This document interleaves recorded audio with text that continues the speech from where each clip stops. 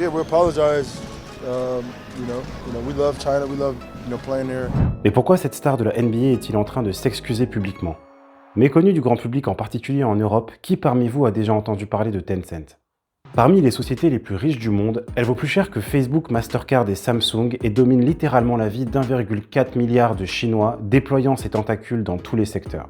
Que tu en aies conscience ou non, tu utilises probablement tous les jours un produit ou un service qui a été développé par Tencent. Si je vous dis un anneau pour les gouverner tous, vous me répondez le Seigneur des Anneaux. Et si je vous dis une application pour les gouverner tous, vous me répondez WeChat. Mais attendez, faisons un pas en arrière. C'est quoi Tencent en fait? Le 11 novembre 1998, une société chinoise du nom de Tencent est fondée dans la ville de Shenzhen par un jeune informaticien chinois et ex-hacker du nom de Ponima. Spécialisée au départ dans les services informatiques, la société fonde en 1999 son premier produit phare, une application de messagerie appelée OICQ, puis renommée par la suite QQ suite à un procès perdu contre la société américaine AOL. En quelques années, QQ devient le roi de la messagerie en Chine avec des centaines de millions d'utilisateurs. C'est grâce à QQ que Tencent commence à monétiser, au travers d'avatars virtuels, de services premium ou de publicité. L'entreprise entre même à la bourse de Hong Kong en 2004 et grandit à toute vitesse. Pour l'anecdote, en Chine, QQ a totalement réduit à néant les parts de marché d'MSN, la célèbre plateforme de messagerie éditée par Microsoft. Mais le vrai tournant arrive en 2011 avec le boom du smartphone, lorsque Ponima et son équipe décident de développer WeChat, une application de messagerie sur smartphone. Et là, c'est le jackpot au-delà de toutes les espérances. WeChat ne se contente pas d'être une simple application de messagerie.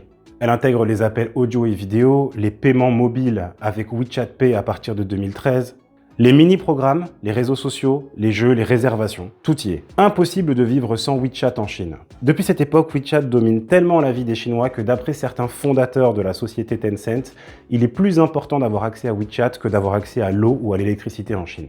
La quasi-totalité des 1,4 milliard de Chinois l'utilisent en moyenne 4 heures par jour. Et comment ça se fait, me direz-vous? En fait, c'est très simple. WeChat rassemble au même endroit l'ensemble des applications que vous connaissez. Que ce soit Spotify, WhatsApp, Netflix, Uber, PayPal, Google, Tinder, Zoom, YouTube, Deliveroo, Amazon, toutes les applications que vous pouvez imaginer réunies en un seul et même endroit. Ce qui est extrêmement pratique, c'est que vous pouvez interagir sur toutes ces applications de manière interconnectée avec un seul et même profil. C'est ça la grosse force de WeChat. Tu payes tes factures, tu fais des rencontres amoureuses, tu parles à tes potes, tu prends rendez-vous chez le médecin, tu demandes un crédit à ton banquier. Bref, tu l'auras compris, toute ta vie est sur WeChat. Et en fait, tout ça, c'est possible parce que WeChat, via un système très ingénieux, permet à ses utilisateurs de créer leur propre application directement dans WeChat, ce qui fait qu'aujourd'hui en Chine, la plupart des gens n'ont pas plusieurs applications sur leur téléphone. Ils n'en ont qu'une seule, WeChat, qui centralise tous leurs besoins. D'ailleurs, il faut vraiment qu'on s'arrête sur le lancement de WeChat Pay en 2013, qui a vraiment représenté un bouleversement majeur en Chine. En fait, il faut avoir en tête que jusqu'au lancement de WeChat Pay, la plupart des transactions en Chine s'effectuaient encore en cash. La carte bancaire n'était pas très développée. Donc les gens sont passés littéralement de payer la plupart des actes de leur quotidien en espèces au paiement mobile. Et le plus fou, c'est que tous les commerçants se sont mis à WeChat Pay. Que ce soit pour acheter des fruits et légumes dans la rue ou pour acheter un appartement, les deux vont se faire via WeChat Pay.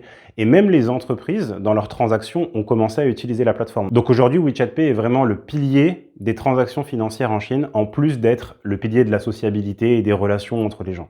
Mais WeChat reste une entreprise dont le but est de faire le maximum d'argent, raison pour laquelle, aujourd'hui en Chine, quand tu vas par exemple retirer de l'argent, il n'est pas rare qu'il y ait une publicité qui s'affiche. Et sur l'ensemble des transactions qu'opèrent les Chinois, il y aura forcément une commission qui sera prise par WeChat.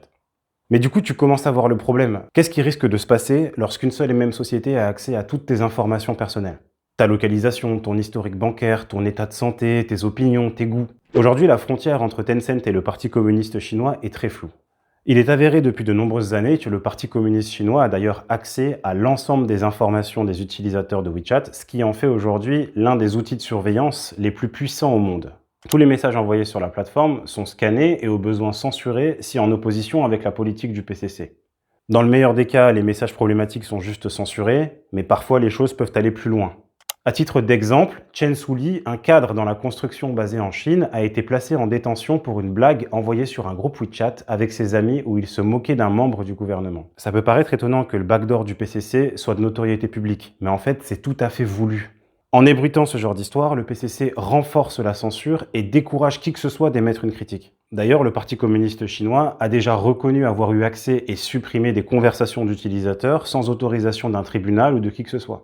Depuis l'affaire Snowden, il est de notoriété publique que la surveillance de leur population par les États est globalement un phénomène qu'on constate dans la plupart des pays. Mais la Chine est passée maître en la matière.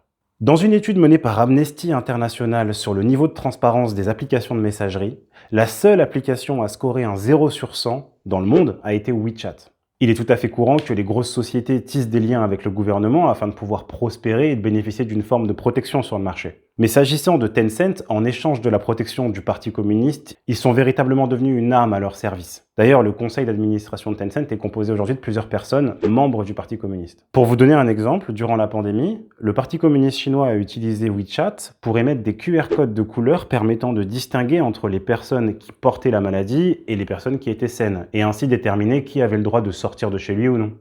Vous avez probablement déjà entendu qu'en Chine, les enfants ont un nombre maximum d'heures par jour où ils peuvent jouer aux jeux vidéo ou accéder à certaines applications. Tout ceci passe par Tencent qui utilise la reconnaissance faciale pour vérifier le respect des limites horaires par ses utilisateurs. Maintenant, vous pouvez vous dire que Tencent et toutes les polémiques qui l'entourent ne vous concernent pas parce que vous ne vivez pas en Chine.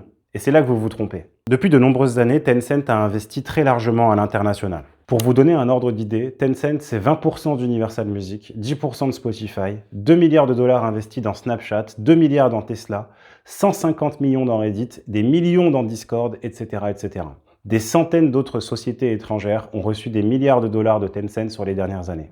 Tencent Games est également devenue la plus grosse société mondiale en termes de jeux vidéo, avec plus de 9 milliards d'euros de chiffre d'affaires par an. Soit plus que les branches gaming de Apple, Microsoft et Google combinées, ou plus de 3 fois les revenus combinés d'EA Games et Nintendo cumulés. Tencent détient aujourd'hui 100% de Riot Games, l'éditeur derrière League of Legends, 100% d'Epic Games, les créateurs de Fortnite, ainsi que des parts significatives d'Ubisoft et d'Activision Blizzard. Sans compter la liste énorme de plus petits studios où Tencent a déjà investi. Pour changer un peu d'industrie et pour que vous vous rendiez compte de l'ampleur de Tencent, les revenus aujourd'hui de WeChat Pay sont supérieurs à ceux de PayPal et représentent plus que ceux de Visa et Mastercard combinés. Je pourrais également vous parler de Tencent Music ou de leur division cinéma et continuer comme ça pendant des heures pour vous montrer à quel point Tencent est énorme et l'influence de la Chine importante. Mais ce qu'il faut comprendre, c'est que la société derrière le logo du petit pingouin mignon ressemble davantage à une grande pieuvre dont les tentacules s'étendent dans l'ensemble des secteurs d'activité. Vous me direz peut-être que malgré son statut de mastodonte, Tencent n'a pas le droit de décider ce que les gens en Occident, en Europe ou aux États-Unis sont en droit de dire. Est-ce que vous connaissez les Houston Rockets ? L'une des plus grandes franchises de la NBA américaine qui a vu jouer des stars comme James Harden ou Tracy McGrady dans les années 2000. L'une des plus grandes machines à cash de la NBA moderne. Depuis de nombreuses années, Tencent Video a un contrat pour la rediffusion des matchs de la NBA en Chine. En 2019, Daryl Morey, le manager des Houston Rockets, a fait un tweet pour protester contre la situation à Hong Kong en proie à une répression féroce par le gouvernement chinois. Des milliers de personnes sont arrêtées, dont des enfants, ce qui a choqué le monde entier. Mais ce tweet va très mal passer du côté de la Chine et de ses entreprises. Et Tencent a répondu qu'il ne rediffuserait plus les matchs des Rockets à l'avenir. On parle de 500 millions de téléspectateurs en moins. Et très vite, les pertes pour la NBA s'estiment à plus de 300 milliards de dollars. Et donc c'est très logiquement que très peu de temps après, Daryl Morey a été contraint d'effacer son tweet et d'écrire un message public d'excuses. Les joueurs de l'équipe ont eux-mêmes été contraints de s'excuser et d'exprimer leur soutien et leur amour envers la Chine. En échange, Tencent a accepté de prolonger son contrat avec la NBA pour 5 ans supplémentaires, ce qui représente 1,5 milliard de dollars. Via cet exemple, mais il y en a d'autres, Tencent et la Chine ont réussi à faire taire l'opinion publique américaine, ce qui n'a pas manqué de faire réagir énormément. L'influence de la Chine via Tencent est donc une réalité et de nombreux gouvernements des États-Unis à l'Inde ont qualifié WeChat de menace à la sécurité nationale. En France, l'application est néanmoins toujours disponible au téléchargement, ce qui pose vraiment la question de savoir si la France a réellement pris la mesure de la menace que représente Tencent. Pour décrire l'étendue d'une société comme Tencent, il faudrait bien plus qu'une vidéo de 10 minutes. Donc si le sujet vous intéresse, n'hésitez pas à me le dire pour que je vous fasse une deuxième partie. Et d'ici là, abonnez-vous pour ne rien louper des prochaines vidéos.